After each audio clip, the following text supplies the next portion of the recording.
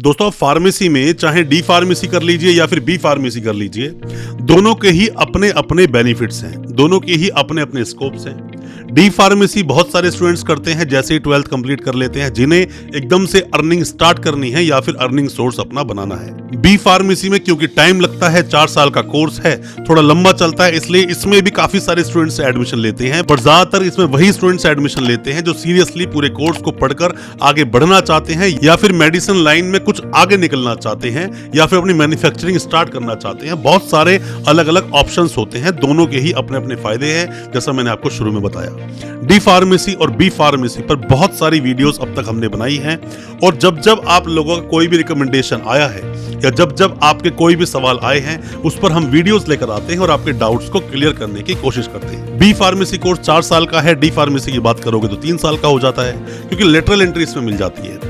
और आपके जितने भी सवाल जो हमारे पास आए थे, जो डिटेल्ड वीडियो बनाने के लिए आपने बोला था, जिसमें हम आपको अभी बताएंगे कि क्या है प्रोसेस, क्या है एलिजिबिलिटी, मतलब एडमिशन आप कैसे ले सकते हैं, एलिजिबिलिटी क्या है, ड्यूरेशन क्या होगा, फीस क्या होगी, अच्छे कॉलेजेस कौन से हैं, एग्जिट टेस्ट कैसे होगा, पीसीआई कैसे चेक करें, ऐसे बहुत सारे सवाल जो आप लोगों ने पूछे हैं, आज उन सभी सवालों के जवाब देने की कोशिश करेंगे अपनी इस वीडियो के माध्यम से। क्योंकि हर साल लाखों स्टूडेंट्स एडमिशन लेते हैं, लाखों बता रहा हूं मैं आपको, क्योंकि बहुत सारी सीट्स हैं, बहुत सारे कॉलेजेस हैं, बहुत सारी यूनिवर्सिटीज हैं और वो सभी फार्मेसी कोर्सेज करवाते हैं और कोर्सेज करने के बाद स्टूडेंट्स अलग अलग सेक्टर्स में निकल जाते हैं। डी फार्मेसी वाले ज्यादातर फार्मेसिस्ट बन जाते हैं, मतलब अपनी शॉप खोल लेते हैं। बी फार्मेसी वाले और भी अपने अलग अलग सेक्टर्स में चले जाते हैं। तो अभी मैं आपको डिटेल में बताऊंगा बी फार्मेसी के बारे में। ज्यादा कुछ जानने के लिए दोस्तों बने रहिए हमारे इस वीडियो के साथ। नमस्कार दोस्तों, फिर एक बार स्वागत करता हूं आप सभी का अपने इस यूट्यूब चैनल पर, जिसका नाम है यूनिवर्सिटी इंडिया और मेरा नाम है वीरेंद्र वर्मा।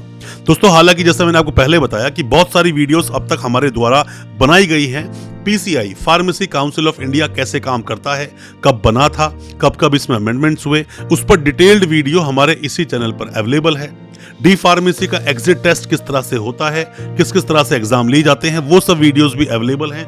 और जब जब कोई अपडेट आते हैं फार्मेसी को रिलेटेड, हम अपने इस चैनल पर अपडेट करते रहते हैं।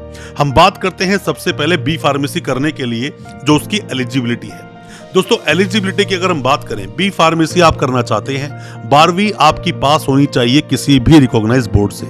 कोई भी रिकॉग्नाइज बोर्ड हो, जो भी कोई सरकार द्वारा मान्यता प्राप्त है, वहां से आपने 12th पास की है। 12th में आपके पीसीबी हो या पीसीएम हो, फिजिक्स केमिस्ट्री मैथ हो या फिजिक्स केमिस्ट्री बायो हो, आप कर सकते हैं फार्मेसी। साथ ही आपके 50% मार्क्स होने चाहिए। 50% मार्क्स हैं तो इजीली आपका एडमिशन हो जाएगा।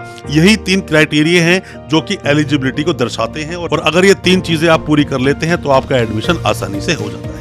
अब हम बात करते हैं ड्यूरेशन की। ड्यूरेशन क्या होता है दोस्तों? बी फार्मेसी जहां 4 साल का कोर्स है, वहीं डी फार्मेसी 2 साल का कोर्स होता है। डी फार्मेसी करने के बाद अगर आप बी फार्मेसी करने की सोच रहे हैं तो ये कोर्स 3 साल का बन जाता है। बी फार्मेसी के बाद आप एम फार्मेसी करना चाहते हैं तो ये कोर्स 2 साल का होता है। हालांकि न्यू एजुकेशन पॉलिसी में बहुत सारे बदलाव हुए, पर अभी तक फार्मेसी पर ऐसा कोई बदलाव हुआ नहीं है और इसमें आने वाले जो भी बदलाव होंगे उसकी भी वीडियोस हम आपके लिए लेके आते रहेंगे। फिलहाल ये 4 साल का कोर्स है। 12वीं के बाद आप कर सकते हो। पर सेमेस्टर एग्जाम्स होते हैं, मतलब कि 8 सेमेस्टर के एग्जाम्स आपको देने पड़ते हैं। दोस्तों आप किसी भी यूनिवर्सिटी के कोई भी डॉक्यूमेंट्स वेरीफाई करवाना चाहते हैं, वेरिफिकेशन के काफी सारे प्रोसेस होते हैं, पर जैसा मैं हमेशा अपनी वीडियोस के माध्यम से बोलता हूं कि आरटीआई एक बहुत अच्छा ऑप्शन होता है। गवर्नमेंट प्रोसेस के थ्रू आपके डॉक्यूमेंट्स वेरीफाई हो जाते हैं। फिर भी आप चाहे तो सीधा यूनिवर्सिटी से ही वेरीफाई करवा सकते हैं। यूनिवर्सिटीज अपनी वेबसाइट पर डिटेल डाल के रखती हैं, या फिर आरटीआई लगवाएं, इसमें हम आपकी मदद कर सकते हैं। और अगर कोई भी डॉक्यूमेंट किसी भी यूनिवर्सिटी से आपने लिए हैं, अब फर्दर डॉक्यूमेंट्स आप निकालना चाहते हैं, माइग्रेशन डिग्री, एलओआर, ट्रांसक्रिप्ट, कुछ भी निकालना चाहते हैं और आप यूनिवर्सिटी से बहुत दूर हैं, आप हेल्पिंग हैंड चाहते हैं, तो हो सकता है इसमें भी हम आपकी कोई मदद कर सके। कोई भी डॉक्यूमेंट्स जो आपके यूनिवर्सिटी में भी पेंडिंग है, और दोस्तों कोई भी आप मदद चाहते हैं वेस्ट प्रोसेस में या फिर डिग्री को वेरीफाई करवाने के लिए, आप हमसे भी कांटेक्ट कर सकते हैं। अब हम बात करते हैं इसकी फीस के बारे में कि बी फार्मेसी की फीस कितनी होती है। दोस्तों वैसे तो बी फार्मेसी की जो फीस है, अगर आप किसी कॉलेज से करेंगे, गवर्नमेंट कॉलेज से, तो इसकी पर ईयर की फीस 20,000 रुपए से लेकर 70,000 रुपए तक हो सकती है। पर अगर आप किसी भी प्राइवेट यूनिवर्सिटी की तरफ रुख करते हैं तो इसकी फीस 75,000 रुपए से लेकर 1.5 लाख रुपए तक पर ईयर की फीस होगी।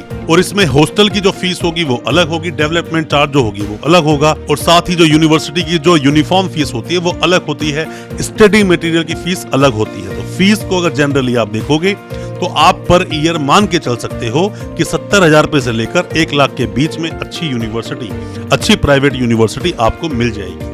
क्योंकि एग्जामिनेशन जो बॉडी होती है, एग्जामिन जो बॉडी होती है, प्राइवेट यूनिवर्सिटी खुद में होती है, खुद में ही आंसर शीट चेक की जाती है, खुद ही नंबर दिए जाते हैं, खुद ही प्रैक्टिकल करवाते हैं और खुद ही थ्योरी करवाते हैं। तो यहाँ आपको ये बेनिफिट्स मिल जाते हैं, बट ऐसा कॉलेजेस में नहीं होता। कॉलेजेस की आंसर शीट चेक होने जाती हैं, तो वहां पर थोड़ा सा आपको डर हमेशा लगा ही रहता है।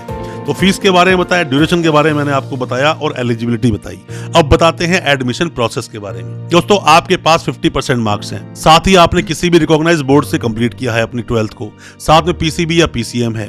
अब आप एडमिशन ले सकते हैं डायरेक्ट, मतलब कि बहुत सारी यूनिवर्सिटीज और बहुत सारे कॉलेजेस डायरेक्ट आपको एडमिशन देते हैं। बी फार्मेसी में एंट्रेंस देने की आपको जरूरत पड़ेगी नहीं, मतलब डायरेक्ट आपका एडमिशन हो जाएगा।